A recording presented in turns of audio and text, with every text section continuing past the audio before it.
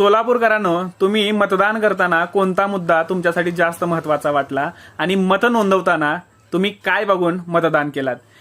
नरेंद्र मोदी, राहुल गांधी या दोघांना पाहिलात का?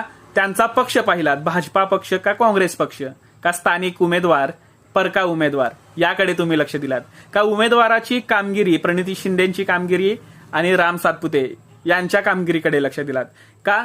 काही वर्षात जे सोलापूरमध्ये चर्चेला आले तो म्हणजे विमानतळाचा प्रश्न, 6 दिवसाड येणाऱ्या पाणी प्रश्नावर तुम्ही मतदान केलात का? लोडशेडिंगचा विषय तुम्हाला जास्त महत्वाचा वाटला?